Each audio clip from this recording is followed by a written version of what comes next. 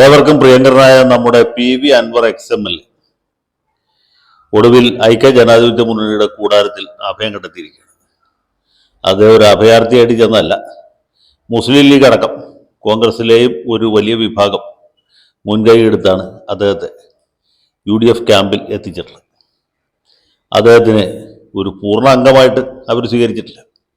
എന്നാലും KK രമയൊക്കെ പോലെ ഒരു അസോസിയേറ്റ് മെമ്പറായിട്ടാണ് തൽക്കാലം ഉൾപ്പെടുത്തിയിട്ടുള്ളത്. തൃണമൂൽ കോൺഗ്രസിനെ ഒരു കക്ഷി എന്നുള്ള നിലയ്ക്ക് UDFൽ ഉൾപ്പെടുന്നതിന് സാങ്കേതികമായിട്ടും എന്തൊക്കെയോ തടസ്സങ്ങളുണ്ട് എന്ന് തോന്നുന്നു. തൃണമൂൽ കോൺഗ്രസിന്റെ ചിഹ്നം ഇദ്ദേഹത്തിന് മത്സരിക്കാൻ കിട്ടുമോ എന്ന കാര്യത്തിൽ സംശയമുണ്ട്. ഇനി ചിഹ്നം കിട്ടിയാലും കിട്ടിയില്ലെങ്കിലും PV അൻവർ ആരാണ് എന്നുള്ളത് നിലമ്പൂരുകാർക്കും അറിയാം, വേങ്ങരക്കാർക്കും അറിയാം, മലബാറിൽ എല്ലാവർക്കും അറിയാം, കേരള സംസ്ഥാനത്തിൽ തന്നെ എല്ലാവർക്കും അറിയാം.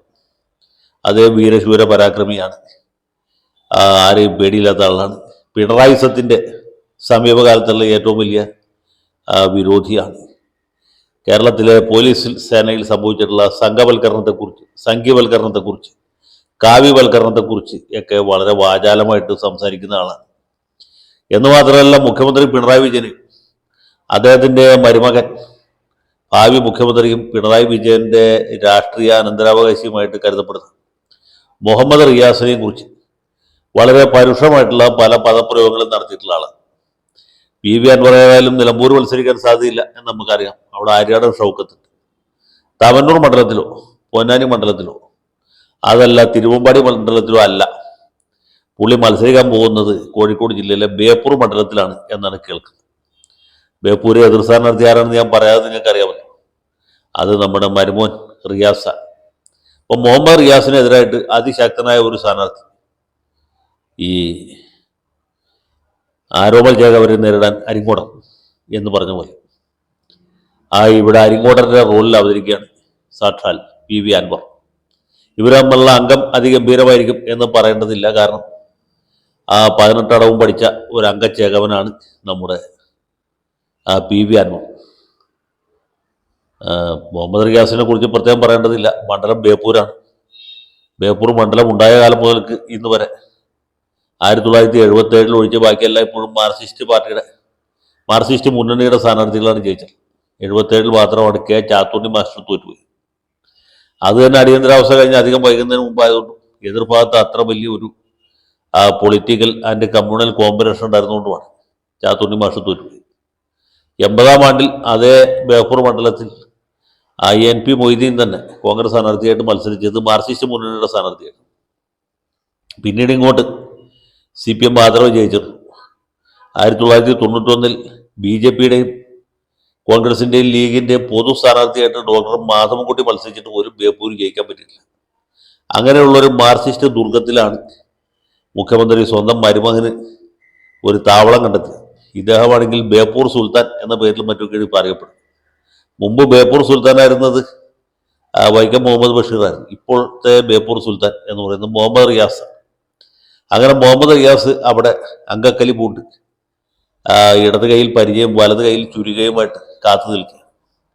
ഇവിടെ ഈ നിലമ്പൂർ കളരിയിൽ നിന്ന് നമ്മുടെ PV അൻവർ ബേപ്പൂരിൽ അദ്ദേഹത്തെ നേരിടാൻ എത്തുന്നു എന്നാണ് കേൾവി. ബേപ്പൂരിലെമ്പാടും അബ്ബുക്കാക്ക് സ്വാഗതം ആശംസിക്കുന്ന പോസ്റ്ററുകളും ഫ്ലക്സ് ബോർഡുകളും നിറഞ്ഞു കഴിഞ്ഞു എന്നാണ് പത്രങ്ങളിൽ നിന്നും അറിയാൻ കഴിഞ്ഞത്.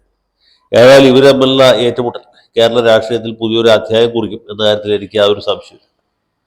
അവിടെ അച്ഛൻ കൊടുത്തൊരു മാല ബാലിക്ക് കൊണ്ട് അച്യുതൻ നൽകിയ ബാല സുഗ്രീവനും എന്ന് പറഞ്ഞ പോലെ ഗംഭീരമായ മത്സരമാണ് നടക്കുന്നത്. ബാലി സുഗ്രീവ യുദ്ധം അല്ലെങ്കിൽ രാമരാവണ യുദ്ധം എന്ന് പറഞ്ഞ പോലെ അതിഭയങ്കരമായ ഏറ്റുമുട്ടൽ നടക്കാൻ പോകുന്ന മണ്ഡലമാണ് ബേപ്പൂർ. കേരള സംസ്ഥാനം ഉറ്റുനോക്കുന്ന അതിഗംഭീരമായ ഒരു തെരഞ്ഞെടുപ്പ് യുദ്ധം ബേപ്പൂരിൻ്റെ മണ്ണിൽ വരുന്ന ഏപ്രിൽ മെയ് മാസങ്ങളിൽ നടക്കും എന്ന കാര്യത്തിൽ സംശയം വേണ്ട.